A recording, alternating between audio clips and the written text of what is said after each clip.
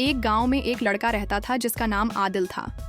आदिल एक ज़हीन और होशियार बच्चा था, लेकिन उसे हमेशा लगता था कि इसके वालिदैन बहुत सख्त हैं और उनकी बातों में कोई बात नहीं। आदिल का दिल करता था कि वो अपनी मर्जी करे और अपने ख्वाबों को हकीकत में बदले, मगर उसकी वालिदा और वालिद हमेशा उसे अच्छे कामों की तरफ रहनुमाई देते थे।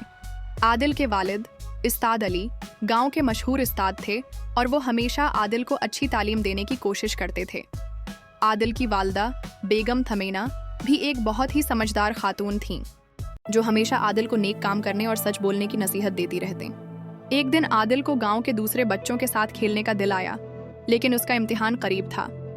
आदिल ने अपने वालिद से कहा, आबा, मैं कल खेलने जा रहा हूँ, इम्तिहान तो फिर भी हो ही जाएगा। उस्ताद अली ने उसे नरम लहजे में जवाब दिया, आदिल, इम्तिहान तुम्हारे मुस्तकबल के लिए अहम है। खेलने का वक्त कभी भी आ सकता है, लेकिन तुम्हें अपने काम में पूरी तवज्जो देनी चाहिए। आदिल ने गुस्से में आकर कहा, आबा, हमेशा यही कहते हो, मैं तो अब बड़ा हो गया हूँ, मुझे अपनी ज़िंदगी खुद गुजारने दो। उस्ताद अली ने कुछ देर खामोश रहकर कहा, बेटा, जो बात मैं तुमसे कह रहा हूँ वो तुम्हारी बेहतरी के लिए है। वालिदैन की बातों में कोई ना कोई हिकमत होती है, चाहे तुम्हें इस वक्त न समझ आ रही हो। आदिल ने गुस्से में कुछ नहीं कहा और चुपचाप कमरे में जाकर बैठ गया।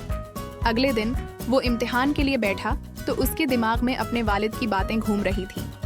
उसने सोचा, मेरे वालिद तो हमेशा मेरे बेहतरीन मफाद के लिए ही बात करते हैं, लेकिन मैंने उनकी बातों को अहमियत क्यों नहीं दी।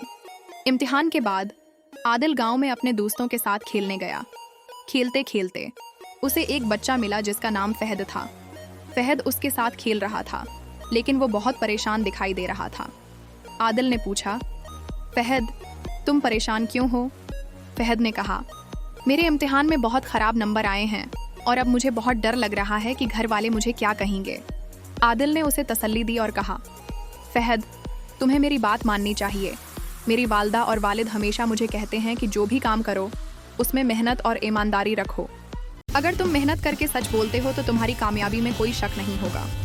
फहद ने कहा, आदिल, तुम्हारी बात बहुत सही है, तुम्हारे वालिदैन की नसीहतें सच में बहुत कीमती हैं।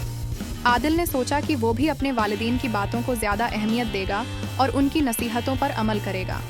जब वो घर वापस आया तो उसने अपने वालिद से कहा, आबा, मुझे समझ आ गई है कि आपकी बातें क्यों ज़रूरी हैं।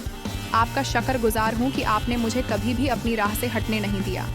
उस्ताद अली मुस्कुराते हुए बोले, बेटा, ये सब कुछ तुम्हारे भले के लिए है। वालिदैन की दुआएं हमेशा अपने बच्चों के साथ होती हैं। आदिल ने दिल से फैसला किया कि वो अपनी ज़िंदगी में अपने वालिदैन की हदायत के मुताबिक चलेगा, क्योंकि उसे समझ आ चुका था कि वालिदैन की फरमानबरदारी ही इंसान को कामयाबी की तरफ ले जाती है।